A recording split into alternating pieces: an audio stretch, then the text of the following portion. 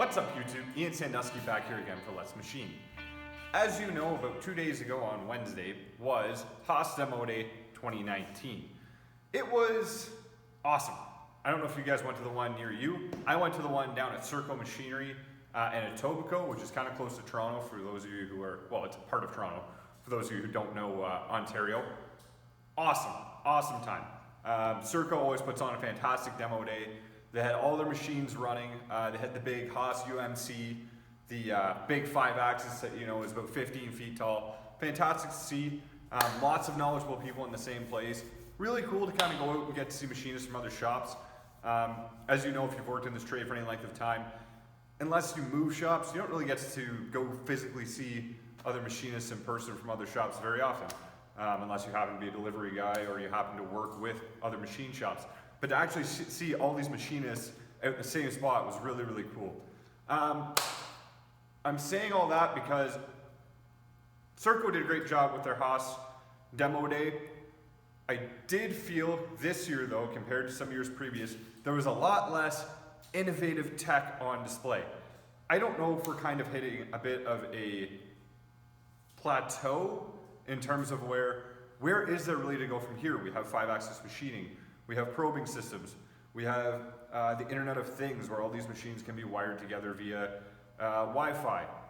All these things that are already there. I don't really know what I expected to see or what kind of new stuff I had hoped to see, but I definitely just kind of felt like I saw a lot of the same.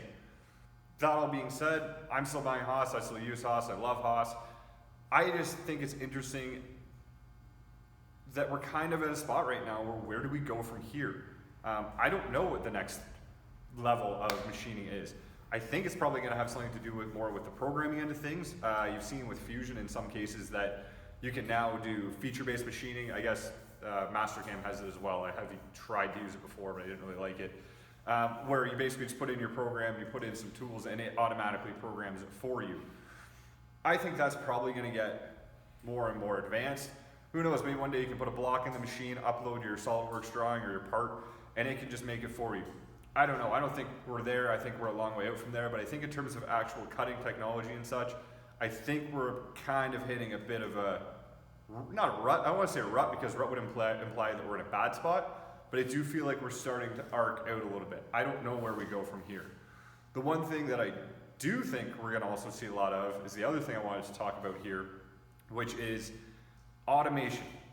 Now, the one thing I really think is going to start happening more and more in machining, you're going to see more often. In a lot of shops it exists, and the smaller shops it doesn't, are these KUKA robotics, or the robotic arms that can open the door of the machine, load the machine, take the part out, and in some cases I've seen them even deburr parts outside the machine while it's running. Obviously the prohibitive things with it right now mainly are involved with cost. In a lights out environment, to get a lights out environment where you can walk out, lights out environment means you can walk out, turn the light off, and that whole plant is going to keep producing parts, kind of like an assembly line.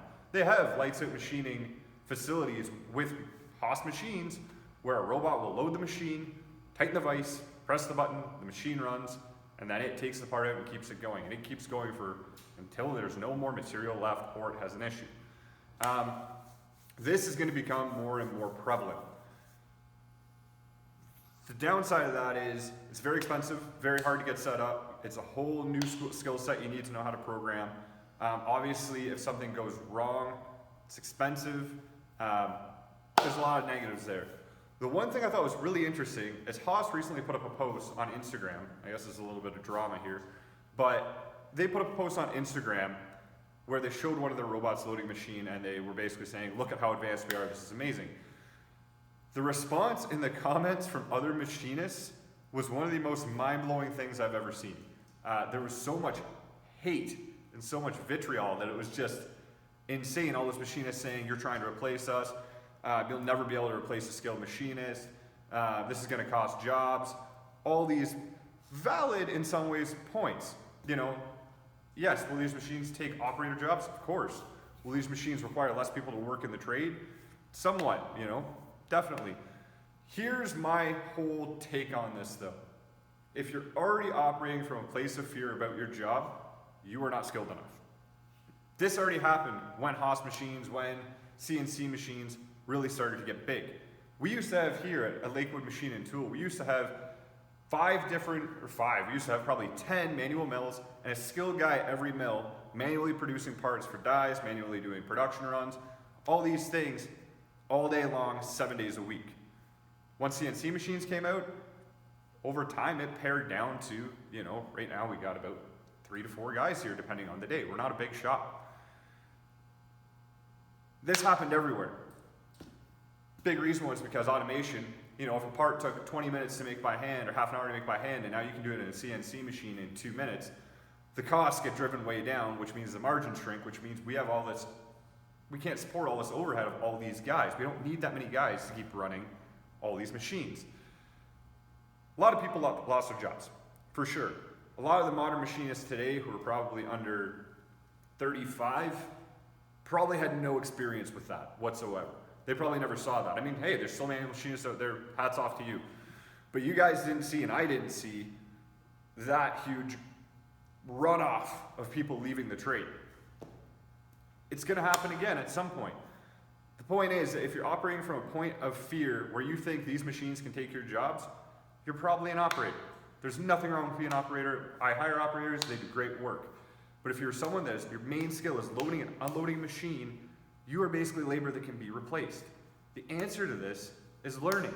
Train yourself. I know people always complain to me when they DM me or email me or whatever it may be, that they're not getting sent to school, that their employers aren't interested in training them. You have to invest in yourself at some point. There are online training courses. I mean, hey, you're watching this YouTube video, that means you're probably on YouTube watching videos to get better at machining. These are good things. You can move shops to a place where they will train you. You can pay out of pocket to go on a training course. Whatever it may be, you have no excuse to not be educated. You may have an excuse why you're not certified, you don't have your ticket, but you have no excuse not to be educated. And if you're not educated in programming, if you're not educated in setting up, if you're not educated in the ins and outs of machining, then, there's a good reason to be kind of scared for your job because automation's coming. You can't stop it. We, modern machinists, we are operators and we interface with automation. We create automation. We build parts for bigger scale automation. It is what it is, guys. We can't get away from it. The only way you can secure your job and make sure you're gonna have a place in, I guess, the new machining economy is being up to date on technology. If you're scared of robots, maybe look at someone like Octopus, the Mastercam side, where they do all the five-axis, the robotic machining. Maybe start looking at that. You don't need to buy one, but maybe it wouldn't hurt to brush up on how to program one. I know I'm gonna start looking at it. I don't even want to bring one in here. I don't trust them yet, but regardless, if you're not keeping up to date in your trade, you are going to become redundant at some point. Look at the pipe welders, There used to be guys who are beautiful pipe welders who can weld pipe all day. We make parts for a robotic pipe welding system that's gotten huge in the last 15 years because they put a tracker around the pipe and the little robot goes around and welds it all perfectly. Is it as much of an art form as welding it yourself? No, but, it's gonna happen. Those guys that didn't learn are gone. Are those guys who welded and now operate these machines probably happy with it? No. Are they happy to still be employed? Yes. And remember, if there's less people doing that job, pay goes up. I don't want to see anybody leave the trade. I think everybody who is in the trade right now and is interested and loves machining should get educated and protect themselves. Same with any trade. You need to be on top of this stuff, okay guys? Thank you very much for watching, guys. As I mentioned in a previous video, we did launch a new line of clothes and such with Lakewood. Me and my partner have decided to kind of branch into here. I'm actually wearing one right now. This is the Heritage tee, as you can see here. If you want to pick up stuff, go to lakewoodmachine.store. I'm going to try and put a button up here so you can check it out. If not, I'm going to put the website address right here. If you want to see more video, guys, give me some ideas for what you guys want to hear about. I don't like repeating myself. I don't like making repetitive videos on the same kind of topics that I keep making them on. And I'm at a point right now where I've slowed down a little bit because I just don't know kind of what you guys want to see.